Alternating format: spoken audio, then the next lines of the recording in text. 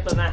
Nung naka-score na sila ng sunod-sunod, si Jeric talaga, masasabi ko kay Jeric, sobrang galing mo, Jeric. Talaga namang MVP ka talaga. Ito naman ang masasabi ko sa pagitan ng laban ni Jonah at ni Bon.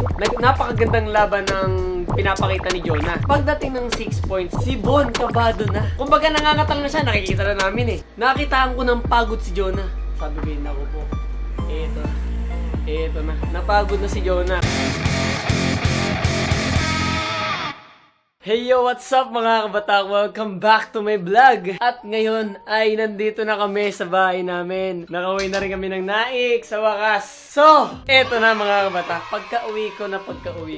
Grabe. Pagbukas ko ng kwarto namin ni Baby Choco. Kaya lang, nagmamoist yung aking camera. Tingnan nyo. Grabe, napakadami na namang Lazada na dumating eh. Pero eto talaga, legit talaga to. In-order ni Baby Choco yan. In-order niya yung lahat. Napakadami.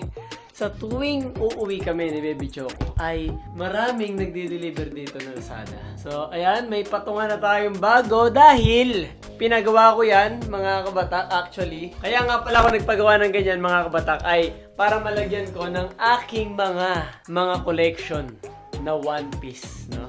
So, bali, ang vlog natin ngayon mga kabatak ay tungkol to sa reaction ko sa laban ni Jonah at Bon at gayon din sa laban ng 3v3 kay Glendon, Gary at Jeric, no? Sa Billionaire Gang. So, bago tayo mag-reaction video mga kabatak ay maraming salamat nga pala sa Sabrina Bonitas Collection sa pagpapadala sa atin ng Michael Kors na relo. Ayan, kitang-kita nyo mga kabatak kung gaano kaganda ang pinadala sa atin. Ito nga pala mga kabatak ay nagre-range ng 3,300 to 3,500. Yung watch nila ay 100% original at legit from USA. Meron din itong complete inclusion including box, manual, paper bag, and 6 months warranty. So, saan pa kayo mga kabata? Kaya, o-order na kayo. Talaga namang hindi kayo magsisisi. So, guaranteed 100% legit. At kapag na-proven na fake ang relo na pinadala sa inyo ng Sabrina Bonitas Collection, ay dodoblehin nila ang pera nyo, mga kabatak. Talaga namang 100% legit ang kanilang store. Kaya ano pang inaantay nyo mga kabatak? Umorder na kayo ng relo sa kanila, ng mga watch. So kagaganda po mga kabatak. Pwede kayo makapamili ng iba't ibang klase na relo na gusto nyo mga kabatak. So kindly visit their Facebook page mga kabatak. Ayan sa description below. So i-click nyo na lang mga kabatak at umorder na kayo sa kanilang store. And shoutout nga pala kay Ma'am Magnolia Winner. At ayun na nga mga kabatang, magpapatuloy na tayo sa ating vlog ngayon na pagre-reaction natin sa laban nila Bon at ni Jonah Renz ng Brusco Bros at ng 3v3 sa pagitan ng Brusco Bros at Billionaire Gang. So nakikita niyo naman si Baby Choco ay talaga namang naglilinis dito at dinidisplay ang kanyang mga bag dito sa ating pinagawa kay Lindon na ganito. Ayan, so sa patungan. Pinakita ko na sa vlog ko. Ito yung mga i-display natin dyan sa mga maliliit. Ayan, dito pala, dito sa gitna. I-display natin yan. Ayan, mga Naruto. Pero favorite ko talaga mga kabatak. Pan talaga ako ng One Piece. One Piece talaga. So, sa mga gusto mag-deliver. Sa mga gusto magpadala dyan sa akin, mga kabatak ng One Piece, buong puso kong tatanggapin sa inyo yan. Buong puso kong tatanggapin. Kahit luma, anumang uri ng One Piece, basta One Piece talagang tatanggapin ko. So, favorite ko talaga One Piece mga kabatak. Okay, magpapakita ko sa inyo mga kabatak ng dalawa. Si Chopper at si Luffy. Meron yung nailaw. Tingnan nyo ha. Dalawa si Chopper. Oh, diba? Puma. Ito pa si Luffy. Oh, yan. Ganang kaganda. So, ayun na nga mga kabatang, magpapatuloy na tayo sa ating pag-reaction. Unang-una sa lahat, nagpapasalamat ako sa Billionaire Gang dahil yun nga, nakalaban namin kayo.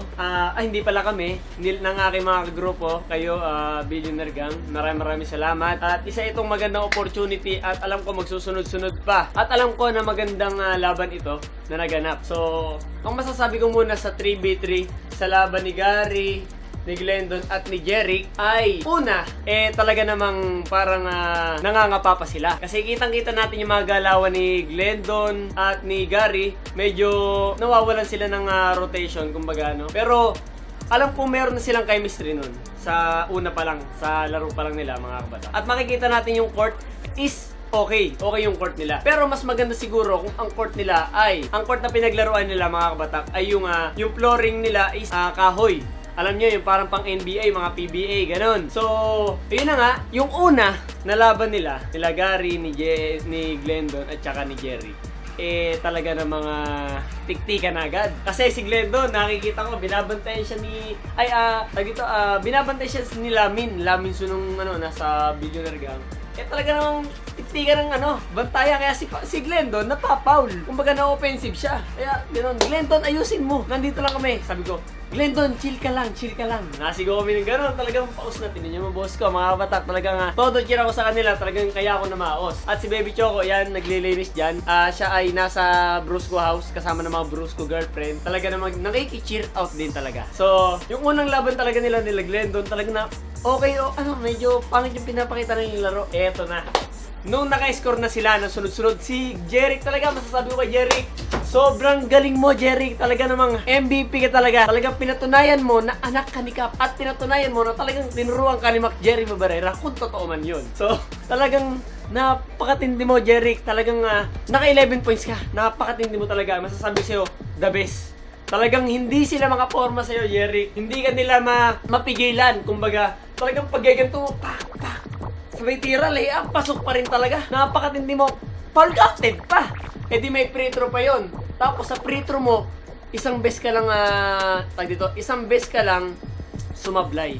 Tapos lahat, the rest, talagang all out ka. Jeric, napakagaling mo. Kaya, the best ka, Jeric. Talagang ikaw yung pambato namin ng basketball sa Brusco Bros. Talaga. So, eto na. Ayan na. Tapos pang mga bandang kalagitnaan na mga kabatak. Eto talaga ng mga nagpapakitang gilas na si Glendon nung pagka-tres niya is unang tres niya, hiyaw na kami. Siyempre, eto na. Pangalawa naman, pinasa uli kay Glendon. Sumot na naman sa tres. Nako po. Ayan na. Nagpaula na si Glendon ng sunod-sunod at naka-4 na punto si Glendon sa tres. So, bali yung tres, 3 points na yun is 2 points lang siya.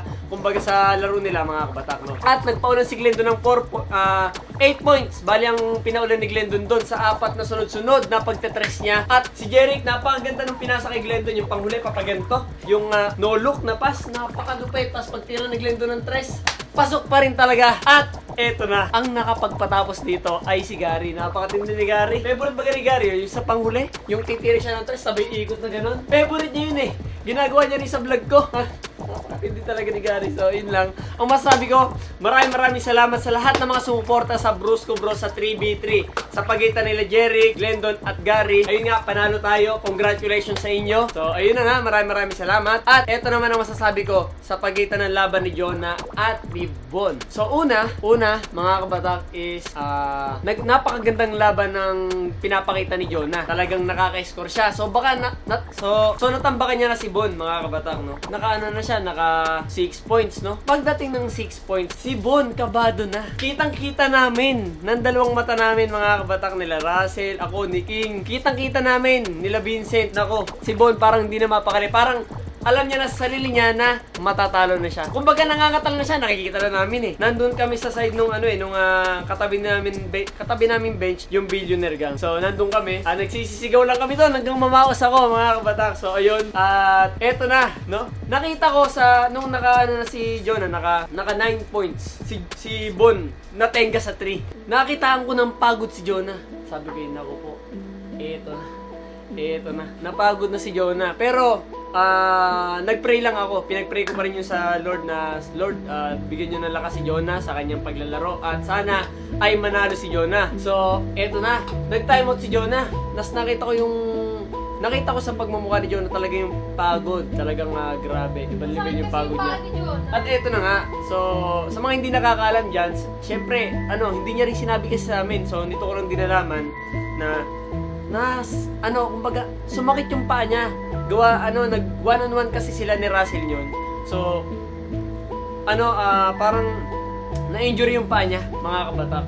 Hindi niya sinabi sa amin yun. Pero kami, kampantin pa rin kami talaga na si Jonah ang mananalo. Yun nga lang, resistensya talaga ang nagdala kay Jonah para siya ay, yun nga, mapagod at hindi na siya nakapokus sa laro kasi napapagod na siya eh. Kumbaga physically, pagod na talaga si Jonah. Talagang kita-kita mo kay Jonah, talagang pagod na siya mga kabatak. Kaya nung nakita namin na si Bon naka 3 points, nako, nagsunod-sunod na.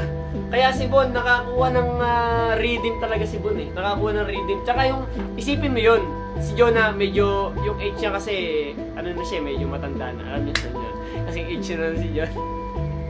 So, si Bon kasi bata pa yun eh. Bata pa, kumbaga, kung si Jonah noon ang ilalaban mo kay Bon ngayon, nako, Bon, nako. Isa lang masasabi ko, panalo na si Jonah. Panalo si Jonah. Sa skills pa lang eh. Nakikita mo na si Jonah ng mga skills talaga eh. Ginagamit niya talaga yung mga natutunan niya sa training niya, mga kabatak. Actually, hindi si Coach Mab ang nag-training kay Jonah kasi sila Coach Mab laging wala sa bahay nila at nadayo sila sa iba't ibang lugar para mag-basketball. So, pinapaliwanag ko na naman sa inyo mga kabatak para maintindihan niyo. So, yun na nga, bali natalo si Jonah sa kasamaang palad, pero hindi niya po nilaglag yung laro niya. Kumbaga, hindi siya nagpakampante na matalo. Kasi lumaban siya mga kabatak. Talagang nilaban niya lahat hanggang dulo, hanggang matapos. Kaysa naman mag-collapse si Jonah dun sa loob ng court, di ba? So, mas matindi yung ganun. Eh talagang siya, hindi pa rin siya talaga sumuko. At talagang pinagpatuloy niya pa rin yung laban niya mga kabatak. So, ayun. Natalo po si Jonah, pero deep inside sa amin, panalong-panalo si Jonah. Kitang-kita naman po sa laban, mga kabatak, na talagang sa skills, nako, walang magagawa si Bon kay Jonah. Pero much respect kami sa Billionaire Gang at kay Bon. Shooter talaga si Bon. Siguro talagang nag-training si Bon sa mga shooting niya sa tres. At pinakita niya talaga lahat ng mga galaw niya sa tres na talagang shooter siya. At ayun, kaya si Jonah ay medyo nadehado doon. Gawa shooter nga si Bon sa bandang tres. At ang masasabi ko lang, napakagandang laban na pinakita yung dalawa sa pagitan ng Billionaire Gang at ng Brusco Brothers. So, maraming salamat sa lahat ng mga sumuporta sa amin at sa mga nagtitiwala dyan. So, sa mga basher namin dyan, wala naman kaming pakialam sa inyo. Gawa, tuloy nyo lang. Ayun nga. So, wala naman kaming pakialam sa inyo. Gawa, kayo buhay nyo naman yan. So, kung ano masasabi nyo sa amin, sabihin nyo na lang sabihin. At yun nga, mga kabatak, ay to God be the glory pa rin talaga. Siguro may plano pa rin talaga ang Diyos kay Jonah kung bakit siya natalo sa laro nila ni Bon. So, siguro tinapik siya ni Lord na, kaya na, Jonah, tatapikin muna kita ngayon para gumising ka sa katotohanan. So, ayun, maraming salamat sa lahat ng mga nanonood at mga kabatak. At yun nga pala, subaybayan nyo yung aming film na I'm in Love with My Boss na pinapangunahan ko ni Carlos Miguel Gutierrez at ni Bebang Santiago. Ayan, si Baby Choco, si Bebang Santiago. Napakagaling umacting ni Bebang, mga kabatak. Salamat nga pala dun sa nag-comment, sabi niya. Hindi ko alam kung compliment ko o pang-insult. Sabi niya, kaya pala hindi ka marunong kumanta at sumaya, pang-acting ka pala. Ibig sabihin, magaling talaga umacting si Baby Choco. At eto nga pala mga kabatak, ang aming jersey, ayan, Brusco Bros. Baby Choco, pakita mo sa likod. So eto nga pala, ayan, nakalagay, Kuya Loka. At meron din kaming jacket na ganito, yung long sleeve, tapos jacket siya mga kabatak. So, ayun. Maraming salamat sa lahat ng sumuporta dyan. Happy Valentine sa inyong lahat. So dito ko muna tatapusin ang ating napakasayang vlog ngayong araw na ito. So huwag niyong kakalimutan mag-like, comment, share, lagi niyong on yung notification bell para lagi kayong ma-notify sa lahat ng mga videos natin. At yun nga pala mga kabatak, no, sa online sabo nga pala natin dyan, mag-register na kayo. Sobrang dali lang mag-register. Nakapin po yung comment dito para makapag-register kayo. At grabe, doblihan talaga mga tama dito. Sinisigurado ko yun sa inyo mga kabatak, 100% sure. Talagang pag tumaya kayo, nako, galingan nyo lang pagpili sa mga manok, ha? Para manalo kayo. So, ako, yung 5K ko, nagiging 20K. Yun ang pinantaya ko kay Jonah. I mean, 25K yung pinantaya ko kay Jonah. Dinagdagan ko lang siya ng 5K, mga kabatak. Yun nga, hindi naman kami sa pera natingin kasi kikitain din naman yan. So, mas marami pang blessing na dadating sa atin, mga kabatak. Alam natin yan, in Jesus' name. So, ayun, dito natin tatapusin nating napakasayang vlog ngayong araw na ito. At maraming salamat sa inyo lahat. God bless to all of you. And huwag niyong kalimutan mag-subscribe.